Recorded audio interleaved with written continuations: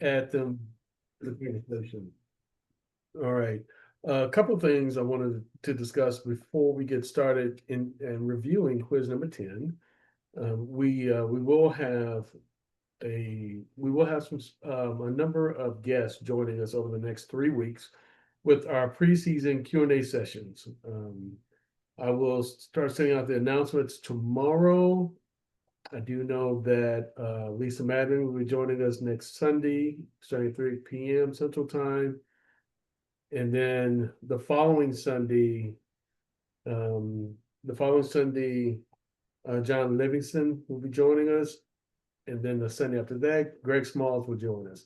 So we will have 3 Q&A sessions, preseason Q&A sessions this season, maybe 4. I'm still waiting to hear back from one more possible participant. But yes, I believe last year I really enjoyed them. I think the sessions went well. And I really do believe it was beneficial for everyone who attended. So we will have 3 as of right now, starting next Sunday at 3 p.m. Central Time. I will send out the announcement tomorrow so that everyone can put it on their calendar. They can plan to join us. Okay. Another item I wanted to discuss before we got started into our quiz review, and I gotta be quick because we're covering 20 questions this week instead of 10, as Rick pointed out. So I'll be hard pressed to keep it under 60 minutes, and Kevin is shaking his head. I told you, this last quiz is gonna be a little challenging. But the one item I want to discuss with everyone, and I'm glad I'm recording it so others can go back and play back later and they can receive the message. One thing that I've noticed, and it's actually something that's been kind of percolating in my mind over the last probably 3 to 4 years, to be honest with you. And I recognize that all of us as officials, we're all human beings. We're human, and none of us are perfect. One thing I've noticed when we break our year into seasons, we have our game season, we have our preseason, we have our postseason, but also the summer time is a season in and of itself, as each and every one of us just experienced. Your summer is a season, whether you're preparing and going to camps. One thing I've noticed and that I've been meaning to mention for a while is that as individuals, as officials, we have a habit. Once we finish our last camp, we have a tendency to flush everything that we have been working so diligently and hard on and releasing everything that we had worked so hard to put inside of us because our motivation has shifted. Everyone is dialed in, everyone is focused before camp and during camp season, right? Because of your aspirations. But once that last camp hits, we have a tendency to release and flush everything that we had worked hard to attempt to internalize, which there's a danger to that because now it puts us behind the curve when it comes to starting the next season. You got to relearn everything all over again. But here's the other piece, the most important part that I've noticed. Once camp ends, everyone falls into this, how can I explain it? This mindset of waiting for announcements. Everyone's keyed into, am I going to get an email? Am I going to get a contract? They're keyed into those announcements that they're hoping for after camp. And that's the entire focus. And it got to the point where there's a little anxiety built up waiting on these announcements. Now, here's the thing. I'm just going to share an approach with you. If it resonates, great. If it doesn't, that's cool too. And I've already mentioned this to a couple of people. I fully recognize that I may tap on some feelings here tonight. I'm good with that. I'm perfectly cool with that. But our focus should be, as individuals, as officials, when we have a desire and aspirations, all of our energy and effort should be geared toward our work product and the work and preparation we put in before camp, and then the work that we put in during camp. Okay. Once camp ends, your mind should shift to what's next. Your question that should be entering your mind, okay, what's next? Now it's time to get ready for the upcoming season. And so this span of time that we utilize waiting for announcement, am I going to get this contract or not? Am I getting hired or not? Do my games increase or not? And here's the other piece. And we get so caught up in what everybody else is receiving also. Did so-and-so get hired? Did so-and-so not get hired? Did they get a contract or not? There's a span of time that we're wasting, spending on energy that has no effect on the trajectory of our career. When our focus should be on what's next. I say that because it's wasted time that we cannot get back. Those 1, 2, 4 weeks of time, as all of us have experienced in life, you cannot go back and recapture that time. That time is gone. So why not prepare ourselves to step into camp and produce the best performance that we can, the best job that we can with what we have inside of us? Why not work hard to be the best official in camp? Wrap your mind around this. Be the best in camp. If you do that, guess what? You don't have to worry about the contracts. You don't have to worry about the emails. You don't have to worry about phone calls. They will come. If you prepare yourself and you are the best there, everything else will come. Then you can focus on what's next. So now you're adding to your repertoire. You're adding to your skill set. You're building your knowledge base. We're becoming better at what we do. So we roll into next season even stronger. Because with the beginning of next season, believe it or not, is your preparation for the following summer. Or we can choose not to. So then we're not as prepared going into the season, which has a direct impact on the perceptions and the evaluations we receive from our coordinators, which then we're not as prepared for the following summer. So can't you see that it's a cycle? And we have to choose as individuals to break the cycle. So I'm putting it out there. For those of you that it resonates with, great. And if it doesn't, I'm cool with that too. We'll keep moving forward. We'll keep working. But it's up here. We need to shift our mindsets, man. We need to get ready. We need to get better. We become better at what we do. Okay. All right. I had to share that, everybody. I had to get that out there because I knew there's somebody out there who needs that message. So right now we're going to get started with quiz number 10. Does anybody have any questions before we get started breaking down quiz number 10? Anything before we get started? Kevin. Hey, Wayne. Yes, Tracy, go ahead. No, I was just going to say thank you for that message because it's sometimes we get lost in what we're doing and forget what we should be doing. Come on. Thank you. Hey, you're welcome. You're 100% correct. Kevin, you had a quick question for us. I agree with what you said and what Tracy just said as well. But I have a statement for HR. Can we please send video clips for us seasoned folks that wear glasses? Because I don't want to have to pull out magnifying glasses to be able to report a player's number, whether it be on my computer or my phone. It is still too small for me to see. Hey, we're in the same camp, by the way, and trust me, that resonates with me. All right. Sincerely. Now, if the clips are a little miniature for viewing, good way to put it. There you go. That's on me. That's completely on me. I tried a different process this time, hoping it would work. So we'll see how the overall view is. I'm hoping that everybody can pull them up because they're on YouTube and pull them up, blow them up, slow them down, do whatever they need to do. We can share the I tried. YouTube link.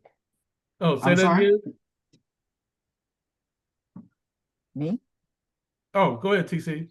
No, I thought we should maybe share the YouTube links for the quiz individually by the That probably worked better because even on YouTube, I mean, when you pulled it up, I couldn't see the title of the YouTube to even research it to find it on YouTube.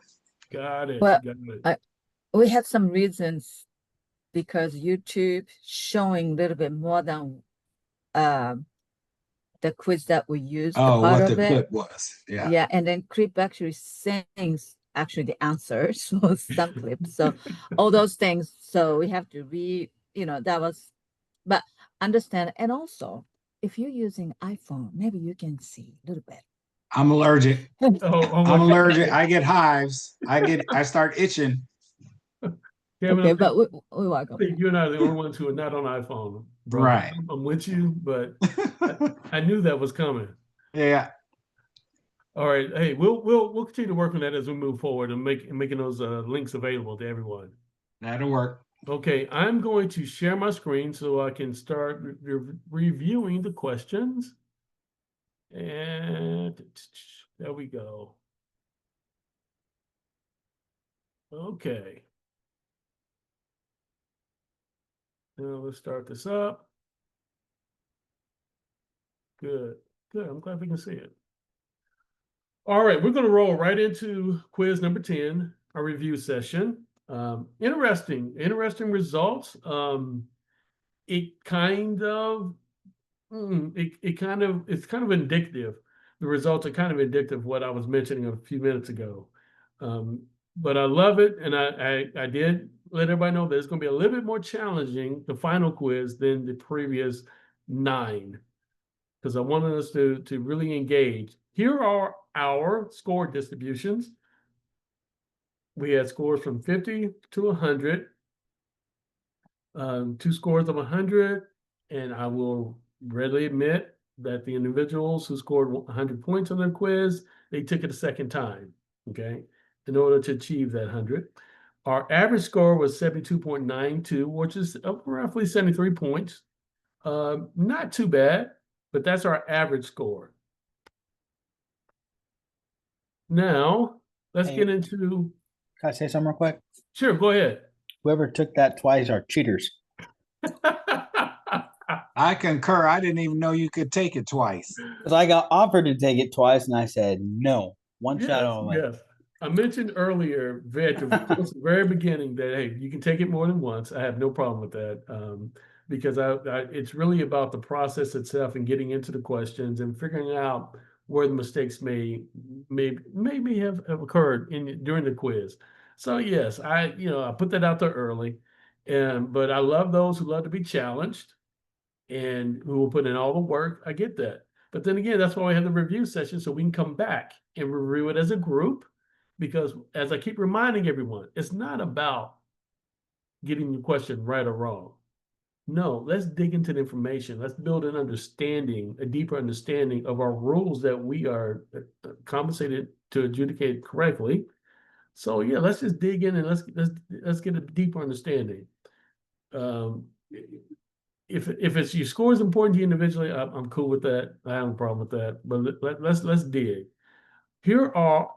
There were 4 questions that we struggled, I guess you can say, were the greatest challenges. Question number 10, which is in a game with our replay system, we scored 4 out of 12.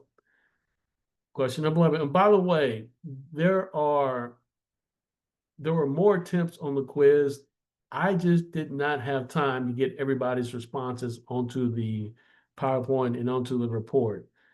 And I've learned something myself, is that I can't continue to push back the due date in time, because then it creates difficulty for me to complete the finished product for everyone to review.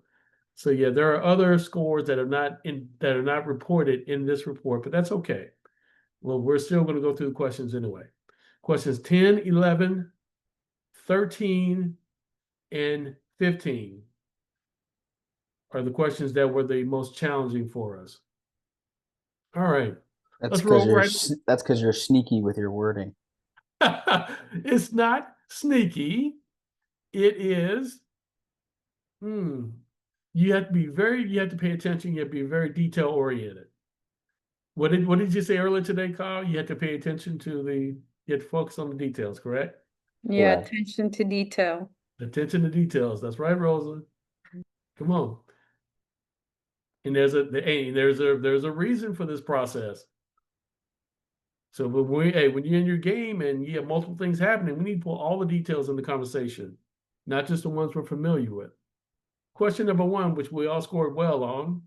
I'll read this one. In a game with no official replay system, and with the score tied near the expiration of time in the fourth quarter, A1 releases the ball.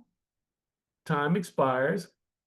A1 is fouled while the ball is in flight, and the try is unsuccessful. Okay, our answers are. Oops, sorry about that. A, since the foul occurred after time expires, no free throws, we go to overtime.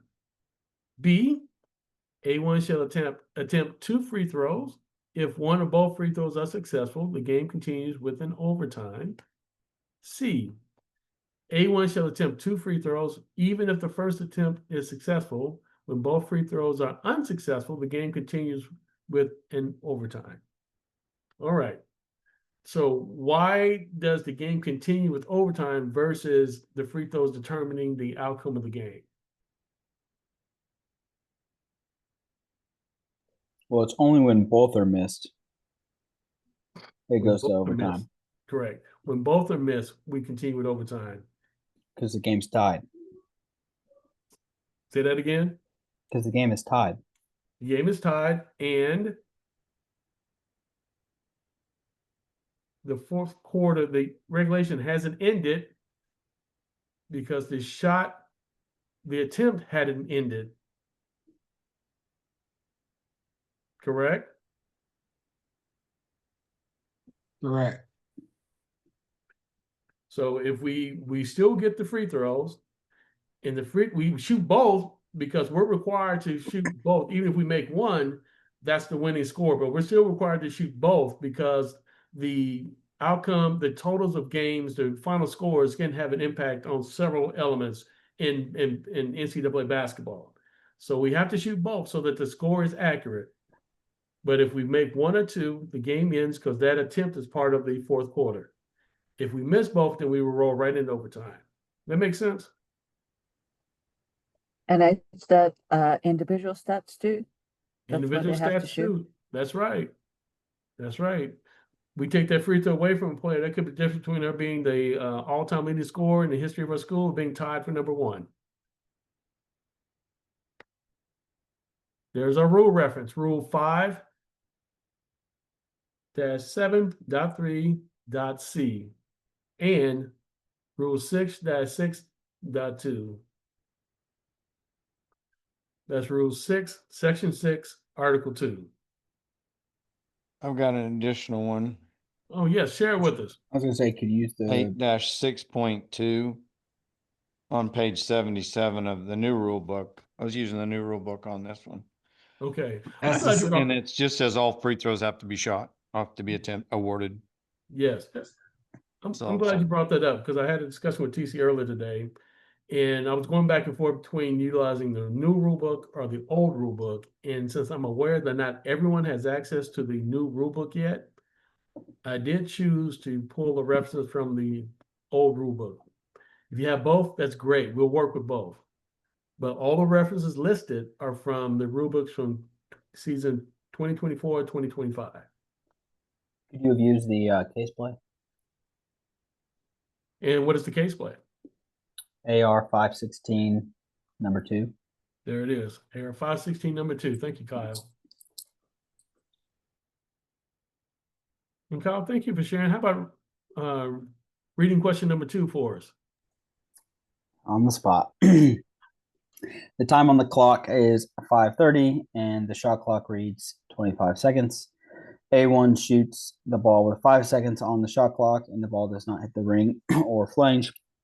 Team recovers the ball. Team A. Should be Team A. Team A recovers the ball. And the shot clock is reset. The game clock gets to 5 minutes, and B2 commits a foul against A2. The officials shall A, put 5 seconds back on the game clock. B, cancel the foul.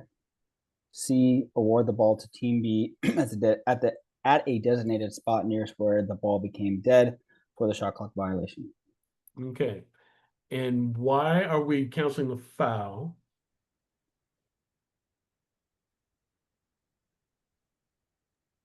Anyone? It happened after the shot clock violation, so it's like it didn't happen because we're gonna go back and put 5:05 on the clock.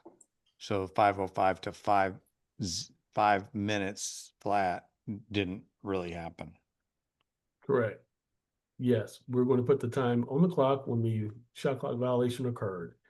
And since the foul occurred after the shot clock violation would have occurred, you're right, we will cancel the foul.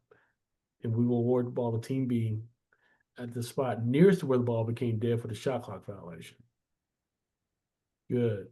Rule reference, Rule 5, Section 12, Article 4. And I've got again, I'm using the new books, but the case book, it's AR 5-31. And it goes between, at least, well, we don't have the physical book, so the electronic version is page 49 and 50 of the new case book. Good, good. Thank you, Rick. Excellent. All right, question number 3. Kevin, read 3 for me, please. Both teams remain in their huddles after a timeout. Even though the official administering the throw-in has alerted them that play shall resume. After the ball is placed at the designated spot, Team A or Team B may request a timeout. That's false. It is false. Correct. AR 5-33-2 and Rule 5-14.1.B. Correct. Correct. Yes, sir. All right. Rolling right into question number 4. Rosa Rodriguez, please read question number 4 for us, please. A1 requested timeout while airborne and in control of the ball. A1 Momentum is carrying them out of bounds. A1 realizes that a timeout cannot be granted and attempts to throw the ball to a teammate who's standing inbounds. While the ball is in the air on the pass, the official inadvertently blows the whistle. And our answers are A, Team A is granted the timeout. The correct answer B, the ball is awarded to Team A at the designated spot where it was last contacted by the passer, and C, A or B. okay. And so we have an inadvertent whistle while the player is attempting to pass the ball to a teammate. So the ball's still live, but there's no player control. And we are awarding the ball back to Team A. Now, granted that it's a situation that would be difficult to explain, but this is where your people skills will really need to be, will become necessary as you're communicating this decision to the opposing coach. Because they're going to ask why we get the ball to Team A when Team A was A1 was at a disadvantaged position when they were about to fall out of bounds. Okay. But because it is an inadvertent whistle, the ball becomes dead immediately, even though there's no player control, the ball's in the air, the ball becomes dead. And because the ball becomes dead, the ball has the same status as the last time it was in contact with the player or the floor. So Well, Wayne, you're saying no player control, but it is still team control. still team control, correct. That is correct. That is why Team A is getting the ball back. Yeah. Yep, correct. And that is why we blew the whistle for a timeout. But considering A1 was falling out of bounds and the pass was being made between teammates, we're not in position to grant the timeout, which is why it's an inadvertent whistle. I have Go oh, ahead, Kyle. I was gonna say I have a question about this. So now let's say they're taking the ball out of bounds. Mm-hmm. Can Team A take a timeout? Sure. After we award them the ball out of bounds, yes. But not before. But not before, no. Correct. They can, yes, team A can grant, either team can, well, let me back up. When the ball becomes dead, and we're about to award the ball to team A out of bounds for a throw in, while the ball is dead, either team may request a timeout. But once we award the ball to team A, then team A can request a timeout, yes. So then technically, wouldn't we be granting? Well, I guess technically they would have.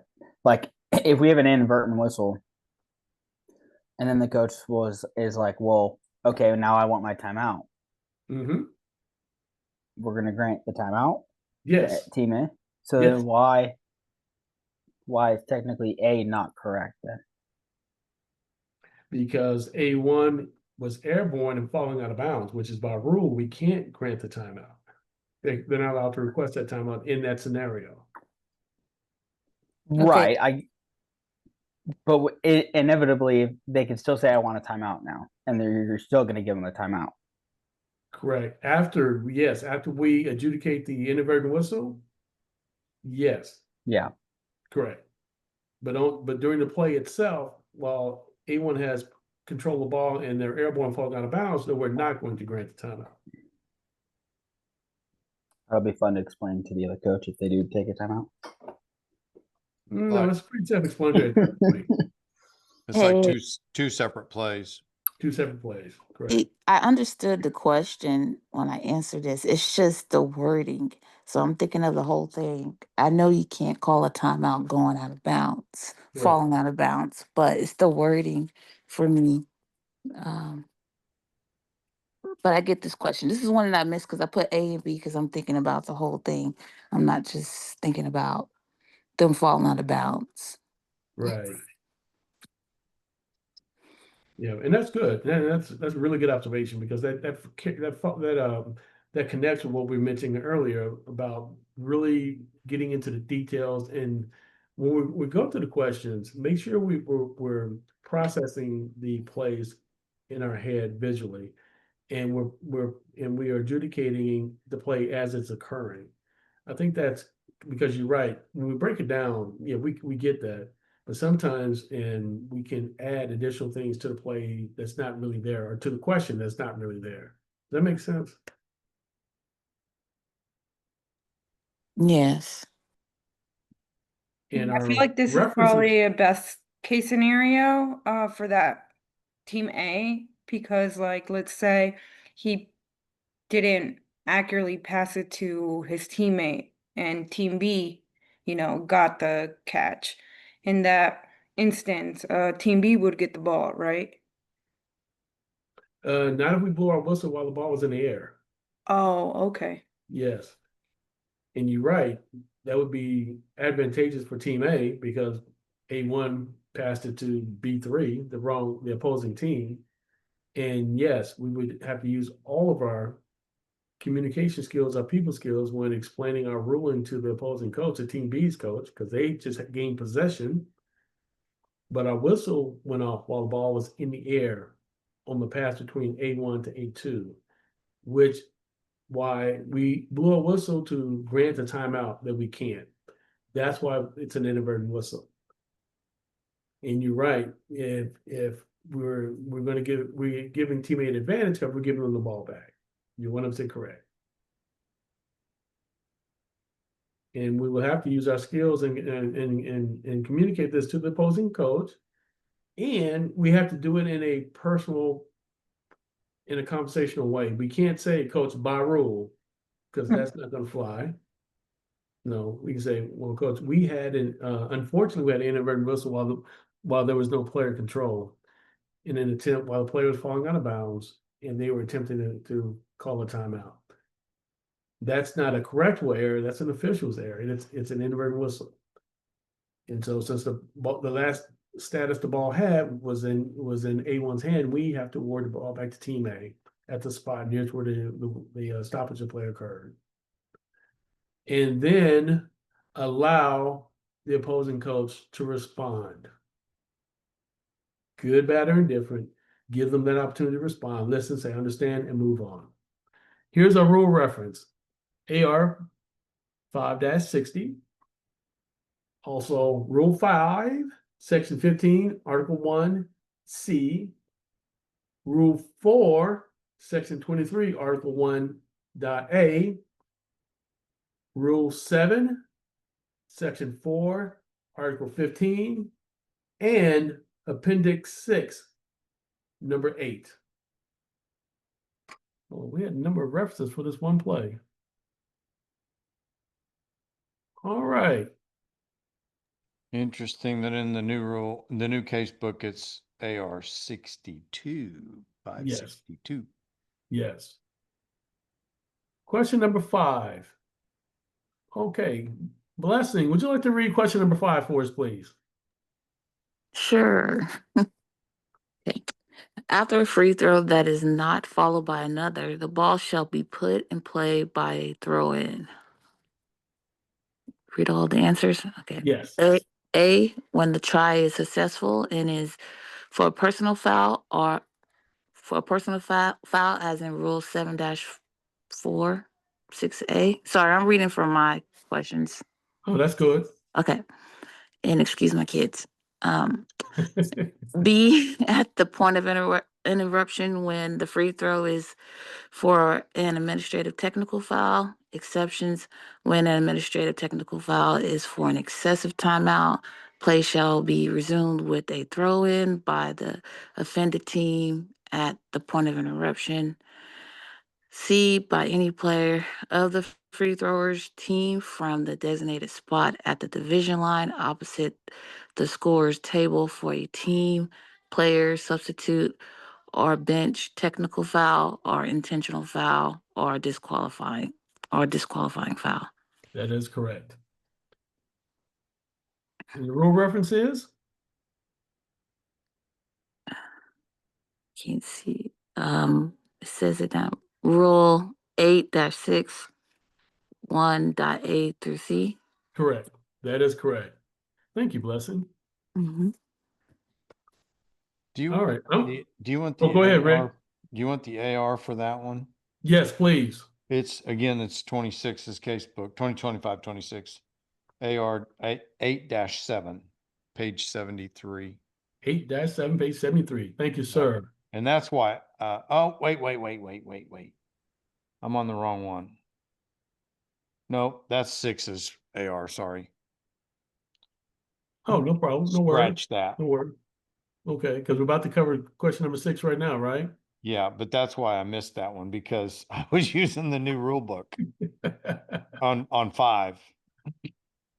And I'm gonna read number 6 because it's easy. Go for it. The official administering a free throw has alerted players that the game shall resume. A1, the free thrower is not ready. When A1 is in the semicircle and does not take the ball or is outside the semicircle, the ball shall be placed on the free throw line and the official shall start the count. A violation shall result when the free throw is not attempted in 10 seconds. B, a violation shall result when the free thrower enters the semicircle. C, any player from Team A may request and be granted a timeout before the expiration of the 10-second time limit for shooting the free throw. All right, let's walk through that. So we have teams lined up, and this happens rarely, but it does happen. Your free thrower is not ready to shoot the free throw, even though it was lined up, and we let everyone know that the game shall resume. What is our procedure for letting everyone know that the game is about to resume? Someone help me out with that. Blow your How do whistle. we communicate? How do we communicate the game's about to resume? And we're missing free throws. You are in the paint with the ball. Okay, and Indicating how many shots.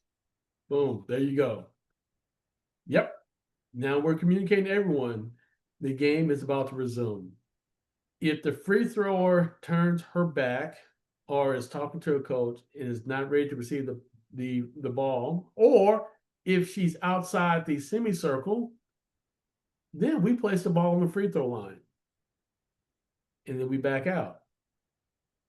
Once we place the ball at the free throw line, the ball is at the free thrower's disposal, which prompts the start of the 10-second count. And once the ball is at the free thrower's disposal, then all our restrictions come into play along the lane lines, in the free throw line, in the semicircle. So if the ball is at the disposal, the count is started, she still does not make an attempt within 10 seconds, yeah, then we have a 10-second violation. We have a free throw violation. If the ball is at the disposal of the free thrower and is sitting at the free throw line, the count is started, and she steps into the semicircle, that is a violation because she has broke the restrictions. Now, anyone from Team A, once the ball is at her disposal, may request a timeout.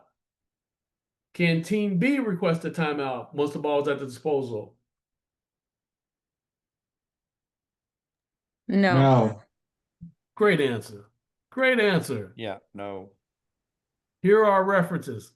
AR 8-7 Preview. previously. Yep. Rule 8, Section 5, Article 1.A and D. Rule 5-14.1.b and Rule 9-1.1.a and d. Those are our references. All right, let's roll into question number 7. All right, Rick, read number 7 for us, please. You got it. Following procedure is used when the official stops play for injury. Officials are instructed to stop play immediately when it is necessary to protect an injured player. B, when a player is injured, the official must determine if she is ready to play immediately. If so, she may remain in the game without calling a timeout. C, which is not a correct answer. When they are not ready to play immediately, the bench personnel have been beckoned and bench personnel have been beckoned onto the court. Start the 20-second timer immediately. D, which is a correct answer. The coach may request a timeout to keep the injured player in the game. E, the coach may replace the player with a substitute. Correct. In our reference? Reference are CCA Manual 3.4.6.A.1 through 4, pages 124 and 125. Correct. That is correct. All right. Let's roll into a true-false question. Kevin, read number 8 for me, please. If a player is ejected for fighting, the scorer will record it in the scorebook and one of the officials will initial it. That is true. CCA 3.6. CCA 3.6.2.B.3. There you go. Give me page number, please, if you have it. Oh, I don't have it, but I have my No worries. CCA right here. So, CCA 3.6.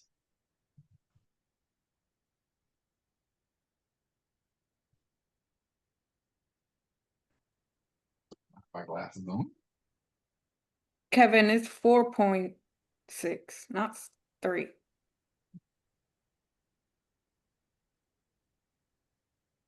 Three. I have 3.6.2. Are you pulling out of the new CTA manual? No, sir, I don't have the new one yet. I'm about to say, because I'm going to ask you for a copy if you have one. Nope. I don't think there is a new one yet. Yep. I was going to ask for a copy. 3.6. You find your page number? I'm looking for 3.6.2. 0.2B.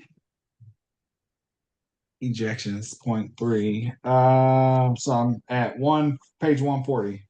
Okay, good, good. And we also have, as Rosa pointed out, CCA manual 4.6.8.5 on page 168 as well. Good job. All right, number 9. Uh-oh, did I miss? I think I think I put the wrong number up there. What is really going on?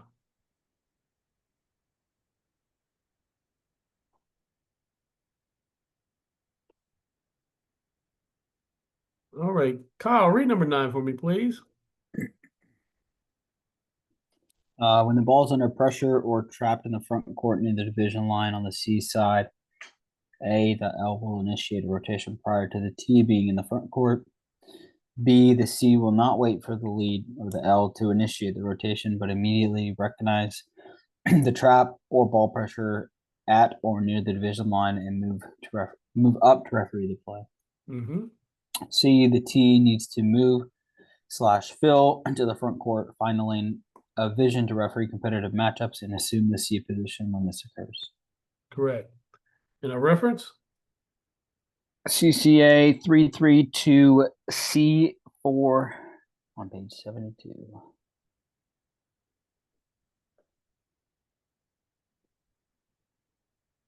Yes, on page 72. Oh, you want me to read that? Details, brother. Details. Okay. Hold on. I gotta find it. Yes, this is an example. This is an example of the center position, the C, facilitating a rotation instead of waiting for lead. No, if that's a trap high C side in your primary towards the division line. No, you get up there and you referee it, and now you're facilitating the rotation and you're pulling everybody with you. All right, number 10. Oh, this is long. I'll read this one. In a game without a replay system, Team A has the ball and is working for a shot. The shot clock horn sounds, then A1 shoots and scores an apparent field goal. The shot clock horn is not heard by the officials on the playing court.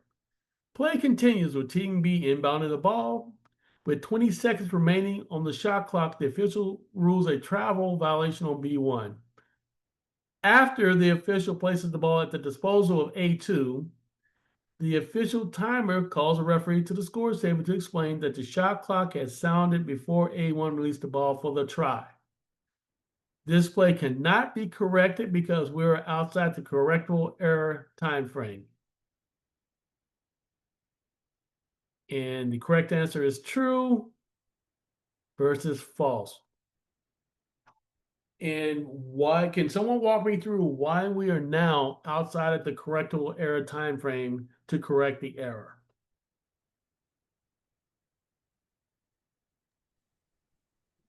Because the player has the ball. It's at the disposal of the ball.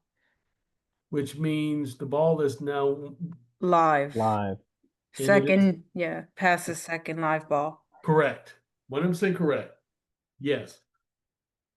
And here are our rule references. AR 239, ruling on page 19, Rule 2-12.1.e on page 39, 2-12.3 on page 39, 2-7.6 on page 33, and Rule 11-3.1.h on page 102. All right. And I think you're missing a dash in that one, right? It was 2-39. Yes, that is correct. Yes. Yeah, and it's 240 in the new book, except you inserted another sentence. Yes, I That did. he I did. changed the play. Yes, that he did. That detail eluded me. That just wicked. This is just wicked. You did the same Great. thing on 11, by the way. Yeah, and I got 10 wrong. Being dyslexic and having to read questions over with my ADHD, I missed the sentence that he added, which made it a true instead of false. Yep. Correct. He That is did the same correct. thing on 11, which changes the answers on 11. Yeah, Rick. With that Rick, extra. I tell you, Rick, these Oklahoma folks. Attention to detail, man. Attention to detail. Whoa. We're just a kidding on that. Look at that. Here we go. Number It 11. just- I'll read 11 Go for it. since the sentence was changed. Yeah. B1 pushes A1 during an unsuccessful try. A1 is awarded 2 free throws. The first free throw by A1 is successful, after which B2 takes the ball out of bounds on the teammate's basket and passes to B3, who passes to B4 for an uncontested field goal in Team B's basket. A1 inbounds the ball to A2. The captain of Team A then calls to the attention of an official that A1 did not receive a second free throw. Well, A, the goal by B4 shall not count. The goal by B4 shall count, yes. A1 shall be permitted to attempt the second free throw with no players lined up along the free throw lane. The ball shall then be awarded to Team A out of bounds at the end line near to Team B's basket, and the throw-in shall be permitted to run the end line. Or E, this play cannot be corrected because we are outside the correctable error time frame. And the reason why we are outside the correctable error time frame, Rosa, is because It's past the second live ball. correct. When Team A regained control and inbound the ball, they created the second line ball, so now we're outside the window. So by adding the sentence A1 inbounds the ball to A2, you changed the answers. Yeah. Yes, he is devious. Yes. Yes. I do Yeah, think that's the that. problem. Blessing, you believe you're 100% on board on that, aren't you, Blessing? Yeah, I am. Yeah. That- Again, I that- think it's practice for attention to detail. Yeah, it Come on. is. Come Definitely. on. Rosa, don't It's- take his side. He's a basketball Yeah, side. exactly. The Don't craft side. these rule books and this case book is copywritten, and you're not trying to be charged with plagiarism, so you're adding. Yes, yes, I am. Yes, I am. And just in case anyone's curious, our reference is Rule 2-12-1.A and 212.2 on page 39. This is, of course, the correctable error rule. Yes, and you're right. We must pay attention to detail. And my reference was AR 2-36 with the exclusion of half of a sentence. But you know what? I'll take that reference Yep. because it covers most of the play. Yep. We just have to piece together the last part. Everything except the throw in. Correct. It's 236. It's on 17 and 18 on the new casebook. Yeah, I had AR 235. Are you looking at the old last year's or this year's? Last year's. Yes. Yeah. And I'm quoting this year. All right. Correct. That is correct. All right. Question number 12. Let's see. Rosa, read 12 for us, please.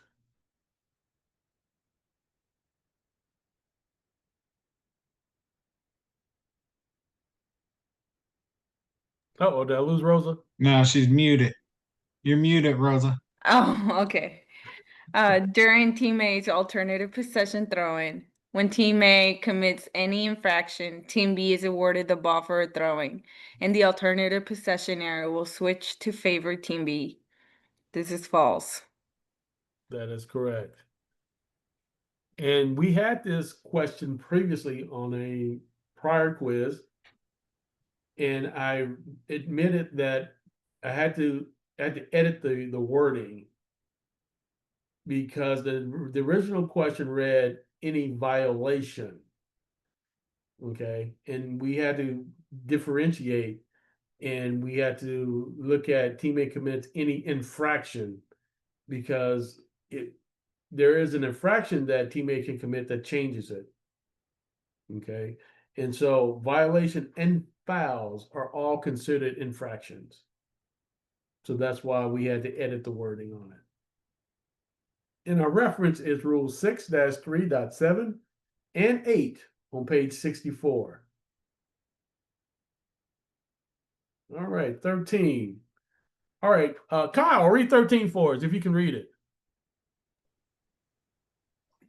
A1 releases a try for goal at the expiration of time for the game. The official observes a 3-point field goal, but inadvertently indicates the field goal to be a successful 2-point goal.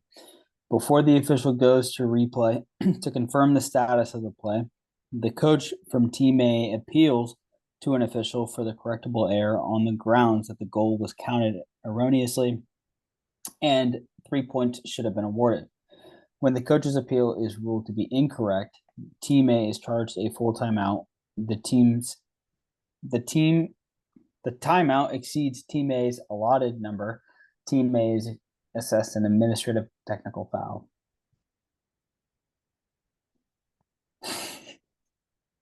And this man is devious, and he changed the wording again. And why is it false? Because excessive timeouts are now team technical fouls, not administrative technical fouls. Yeah, correct. 100% correct. Yes, sir. And that is listed in our 25, 26, 26, 27 NCAA women's basketball rule changes. Rule number 11. You're 100% correct. I was a cursing man. Hey, here's my, I love this question right here. Even though we did well in answering it, this signal indicates select all that applies. Blocking foul, staying here. Rebounding foul, staying here. Or just a foul. And this is how we're going to indicate our spot location out of bounds. And so, yes, the correct answer is B. Our reference is CCA 4.9 on page 180. And I included this because how many times have we seen officials use this signal just to indicate an out of bounds spot location? A lot. A lot. Yes, correct. And we have to understand that there's a reason and a purpose to every signal that we use. We're communicating something. So when we use this signal, we're indicating that we had a rebounding foul and we're staying here and not going the opposite direction. So when we misuse our signals, we are miscommunicating. That's why we use the correct signals at the correct time and we use them appropriately. All right. Now for the video questions, I'm going to transition. I'm going to go to the Word doc and we're going to start with question number 15. Okay, we're adjudicating the following play. I'm going to play it and see if everyone can see it. Does everyone see the video? No, we're still seeing No. your presentation. Well, let's do this. So let's stop. We're going to share. Here we go. There we go. Is that better? Not yet. There we go. There we go. Hey, look at that's adult size. I did this for Kevin, by the way. Now, here's what's going to be interesting. Let's see if it plays clearly. This is our challenge.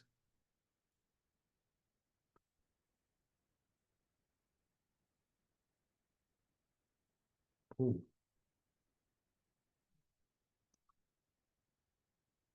Let's play it again.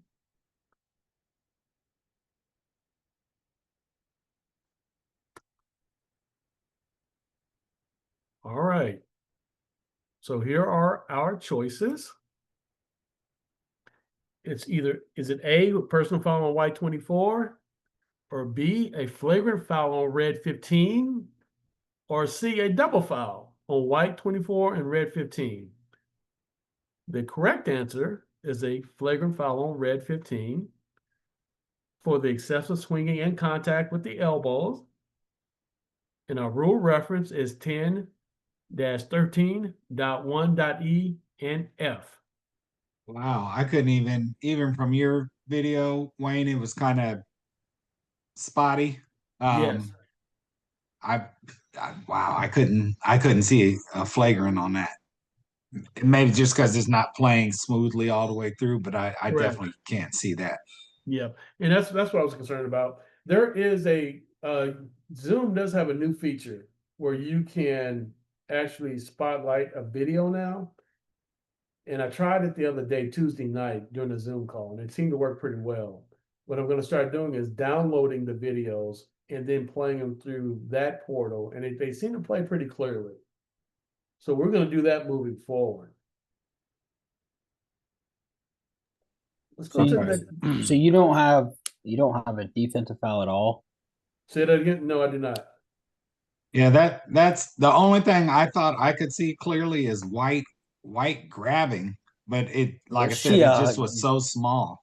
She 100% grabs her arm, and that's why you have the the action of the girl with the ball. I can see that. So for me, I was like, well, I put double foul because I felt like White fouled her. I even put that if we call the foul on White in my little rule referencing, so that if we call the foul on White, I'm asking my partner if we're going to the monitor to check for an unobserved if we only have a foul on White, because I felt like the action by the girl with the ball could have been upgraded if we only had a foul on White. But I put double foul, but could have had an upgrade. That was my thinking too, Kyle. Say that again. That was my thinking too on that as well. There you go. And you know what? I'm perfectly fine with that. We definitely have a foul on red 15. Definitely. Mhm. And then white 24, if she does reach in, if she makes contact, then we do have to treat the rebounder like a ball handler dribbler, correct? Yes. Right. So Wayne, you're saying that red, now obviously I can't see it, so I'm just trying to play through it in my mind of what I could see. Yes. You're saying that red swung her elbows before White's foul? No, white reached in first. Okay. Yeah. But you have a flagrant foul on red, not red a 15. foul on White. Correct. Interesting, Because but you're saying from that play live, I can't determine if the contact by white 24 was illegal or not. From Kyle's perspective, if she grabbed her arm, then yes, it is illegal. So we have to call white. If she's just reaching into her space, she's invaded her space, but the contact is incidental. Yeah. What about now this I can see clearly from the Google form, just freeze framed. The lead, now the new trails positioning on that action. It seems, I can't tell if it's a he or she, but it seems like the official has a perfect angle to see through, but the C comes in with the call, which I have no problem with C coming with that call. Do you feel like the trail has a good angle on that to see if White fouls before the flagrant? If you look at the position of the players, as White is on red 15's on the outside or the C side of red 15, correct? Correct. And red 15 pivots and swings back towards white 24, turns towards the center official. Okay. Yep. The lead, now new trail, is actually looking through the back of the players. Now, could they have had the first foul? It's possible, but it'd be difficult because they would have to try to look through or around the players to actually see point of contact because it's on the opposite side of red 15's body. Right. Now, C does a great job of being disciplined and staying connected to the play, even I if was just about to say that. Yes. Yeah, I was just about to say he did a great job of staying. Well, I hate to say he's high. He sees the play, but he's in good position to see it. Correct. Yeah, the key is that he stayed disciplined. and he didn't release as soon as she had possession of the ball on the rebound. And stayed with the players, which allowed Okay. us to have at least have an opinion on the play. Yeah. But yeah, but I'm good with that. Like I said, if we have a foul on white 24, from our perspective, if she reaches in and she makes illegal contact, then yes, we have a foul on white 24, and then we have a F1 on red 15. Because didn't they have a foul on White on the play? Yes, he had a foul on white, correct. Yep, that is correct. All right, 16. We're going to roll to our next clip. Hey, Wayne, Yes. in the lower right-hand corner of your sharing of your screen are the 3 dots. Well, when I'm sharing, I can't see that. Here, let me do this. Let me See, open up. see if Yeah, there's 3, maybe you can only see the 3 dots. If you the right more, click on where it says those, more. you can on Zoom, you can prepare for video sharing or something like that. Yes, that's what I was referring to a few minutes ago. So Okay. if I had downloaded the videos onto my Oh, hard drive, then I could share them through that portal, and it's a lot cleaner. I got you. Well, when we're sharing huddle and football, we got lots of plays like that, one at a time. You right click on that and it helps the viewers see that it doesn't jump as much Correct. for Yes, huddle. yes. I experimented with that this past Tuesday, and it worked real well. Yeah, it does. Yeah. So It's moving still not forward, perfect, but it works better. yeah. I And don't know if you actually, could use it on YouTube or not. correct. And actually, all the clips that we have that we're going to, I actually have them on my hard drive. I utilize the YouTube links simply because that allowed everybody to pull it up in the quiz itself. But I do think I'm going to start just putting them in a different folder and sharing them through that portal in Zoom. It should be cleaner. Should be a lot cleaner. Yeah, it should be. All right. Let's go to the next clip, which is, oh, ooh.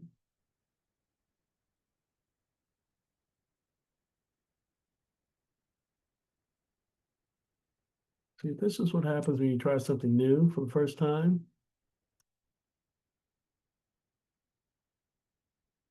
There we go.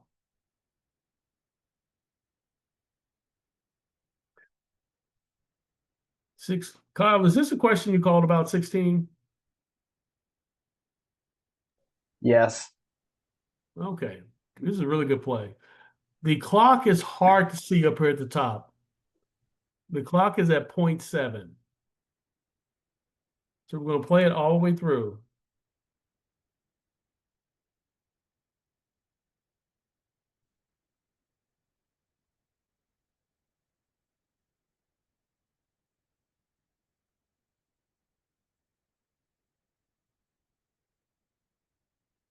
Okay, let's play it again. And I'm going to attempt to freeze it. Clock's at 0.7. We have a catch. We have contact. And you notice the clock has not moved. It's still at 0.7. She makes the basket. So we count it.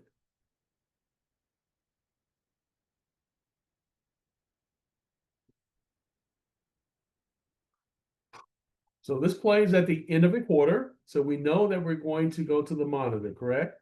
We're going to replay. Yeah. We have 2 elements to the working. Number 1, we go to replay, and the crew already had a notion that the clock did not start on time. So we have a timing error.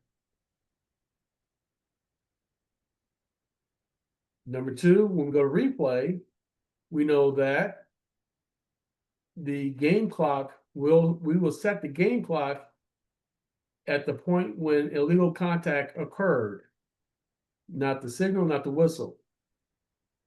So now we have to determine how much time elapsed from the beginning of play, from the catch to contact. And we have a rule that helps us, by the way, because anytime, and Kyle, we didn't mention this in our conversation the other day. Anytime we have a play when we're under 59.9 and we have a quick whistle, ball is tapped and ball becomes dead, and the clock doesn't move, we must take a minimum of how much time off the clock? 0.3. 0.3. 0.3, correct? So yes, so we need to take a minimum of 0.3. So that would help us in adjudicating this play because we, as we experimented with, when you go to the table, you should have a digital stopwatch. But starting and stopping it on time is problematic because you may get a different number every time you attempt it.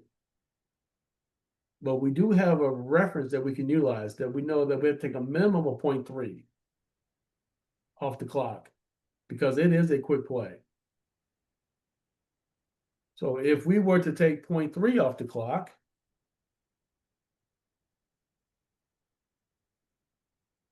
in our options on this play are A, count the basket, B, do not count the basket, C, keep 0.7 on the game clock, D, set the game clock to 0.4, E, leave the game clock at zeros, or F, administer 1 free throw, G, administer 2 free throws. Okay, the correct answers are A, count the basket, because obviously she got shot off in time. D, set the game clock at 0.4 because we're going to take at least 0.3 off the clock because we have a timing error. And F, since we are counting the basket, we are administering 1 free throw.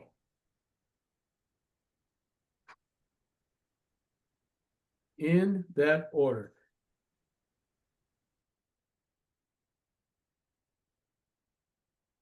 And we scored decently on this question.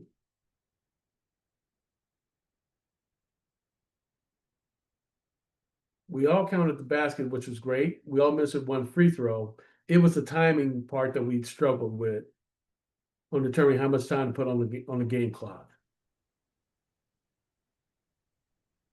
All right, let's go to question 17. Couldn't see that little bit small clock. You know what? See, Kevin, I wasn't even going to go there. I'm okay. On the big Hey, screen, so I knew you couldn't see it. Yeah, I got Kyle's my young fella. He knows I couldn't see that, so he can vouch for me. Rosa can too. I got you. I'll be your eyes. Yeah, I There you appreciate go. it. I should have called you and asked you how much time, but you know, seeing as now I know you can take the test twice. Now I should be able to phone a friend too. See, that's why we always have these young cats on our crews. Number one, Yeah, they can still run. Number two, they have great eyes. exactly. Now, this play is really interesting. And this video, by the way, was taken from a set of goggles that the official was wearing during the game. So we had the official's view of the play on the sideline.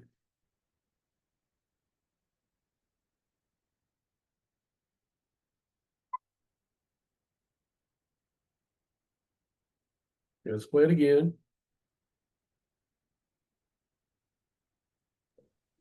Play it one more time. We're not seeing any of it, just so you know. Oh, wait, hey. We can see it, but it's skipping. It's skipping, yeah. Yeah. So the key was, okay, so here were our options. On 17, did we have a palming violation, A, or B, out of bounds violation, or C, double dribble violation? And the correct answer was out of bounds violation. I have a question for each and every one of you. Yes, she did. She cupped it, right, and palmed it, correct? When you watch it the first time. She caught it on the back of her thigh. Caught it on the back of her thigh, right? Yeah. Yeah. And then she caught it on the back of her thigh, which means she has ended her dribble.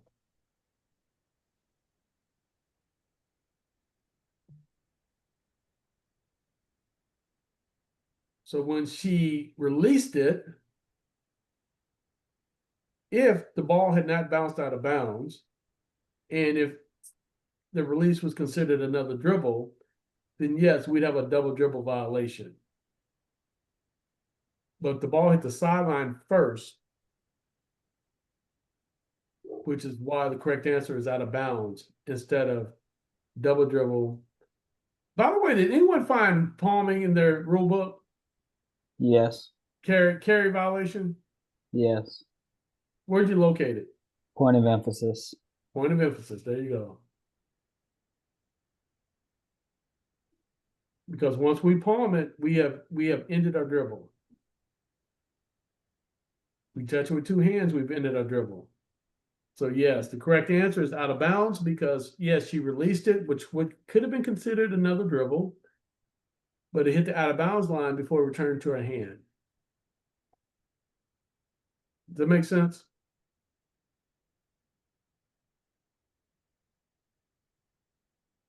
Yes, that makes sense. All right, 18. 18. We're almost done, people. 18. Let's go to the next clip. Yeah, and I'm sorry that these clips are so jumpy. So here, we're going to play it. Pass into the front court. It's knocked in the back court. White recovers. Let's play it again.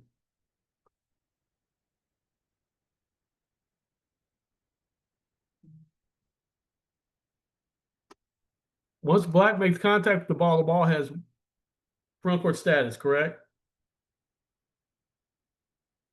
Yes. Now we have to decide, was Black's contact with her leg, was it intentional or not? No. No, it was not intentional. The ball bounces to the backcourt. White recovers, which is legal because the defensive team calls the ball to return to the backcourt, which means anyone can recover it.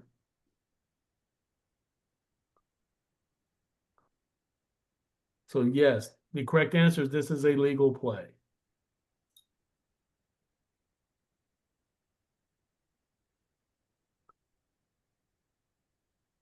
All right. Let's go to 19. Why don't we?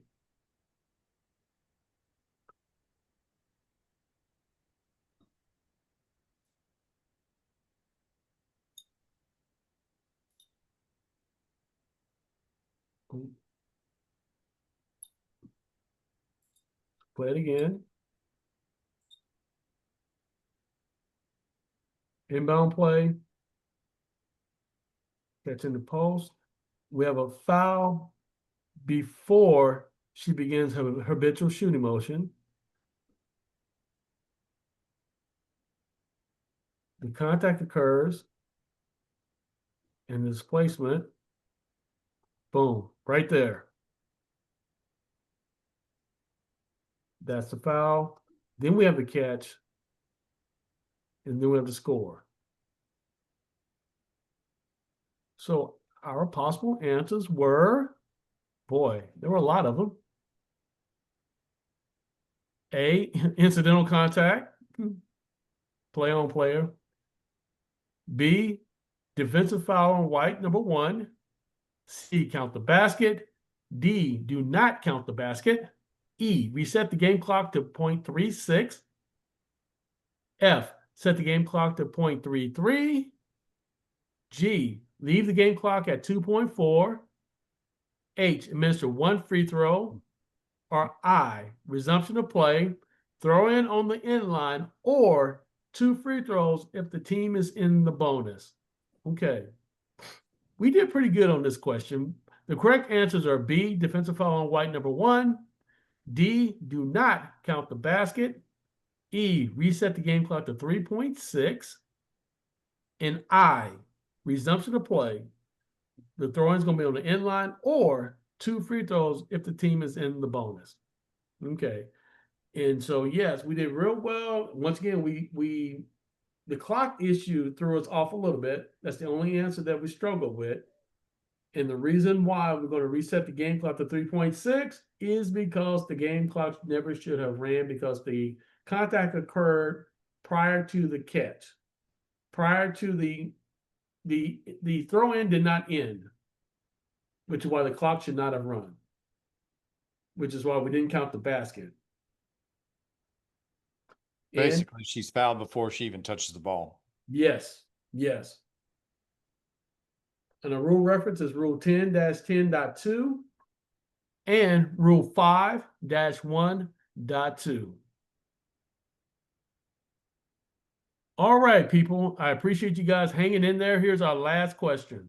Hey, wait, Yes, on 20, yes. we need to, of particular note, the fantastic mechanics and signals of this official. I don't know who this cat is. I don't know who that cat is either. I don't know who this cat is. I don't know what he was doing. Here we go. We're going to play it through a couple of times.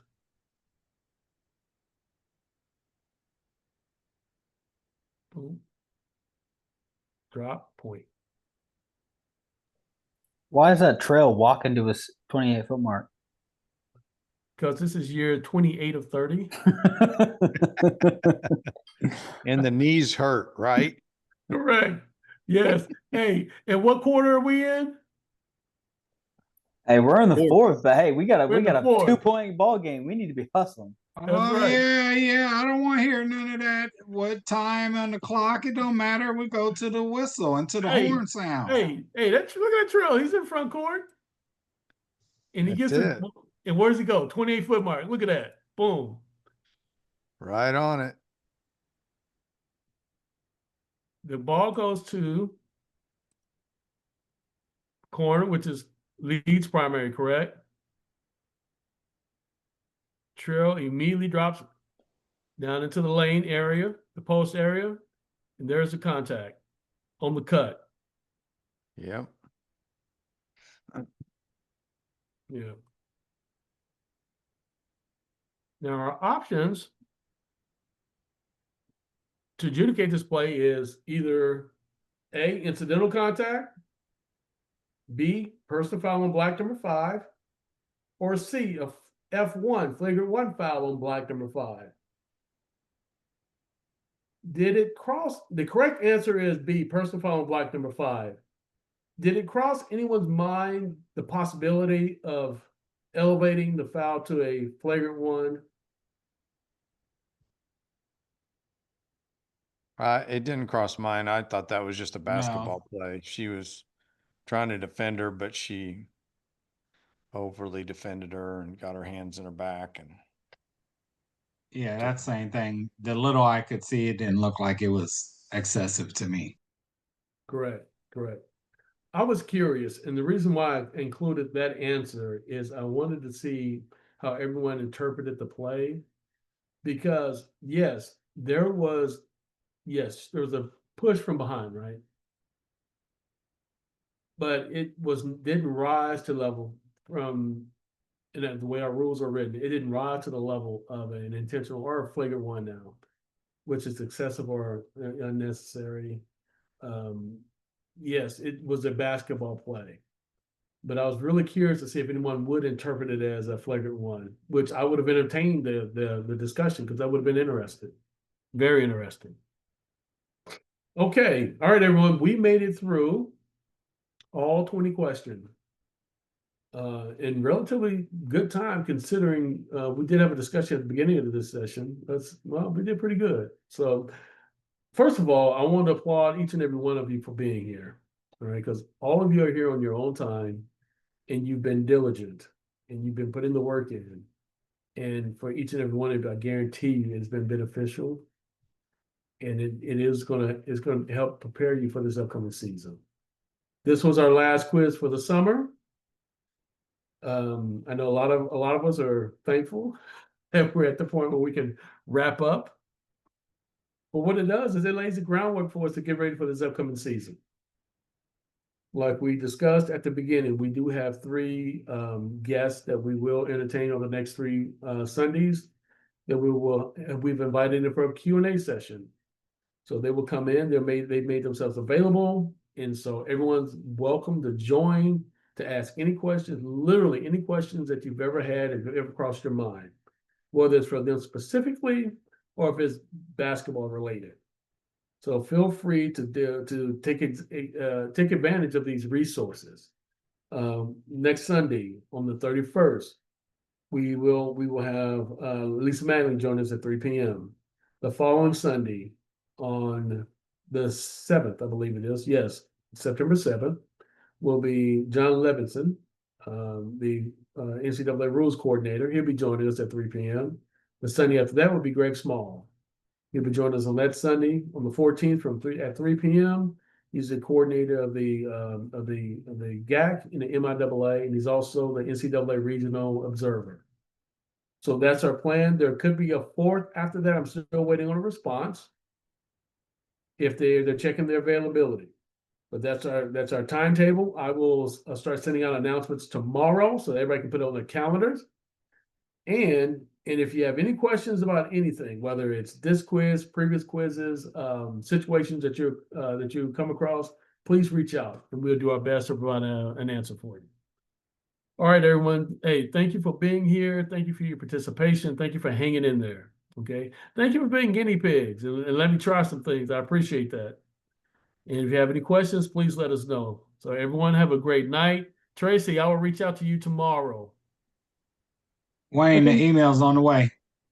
Okay, No, the one you text me about. Good. What I owe you, it's on the way. Yeah, good. That's what. Hey, great answer. Thank All you, right. sir. All right. Hey, we'll start chopping it up. Hey, Wayne, Okay. thanks Yes. for taking all the time to prepare the quizzes, Yeah. to prepare the answers, the correct answers, Yes, yes, and sir. to prepare your presentation, because those presentations take a while to put together. So thanks for all your time. Yes, sir. Thank you. And I appreciate every single one of you. All right, you guys have a great evening. Have a great week. All right, and we'll talk to you guys soon. All All right, right. you too. Have a Thanks. good one. Take care. Guys.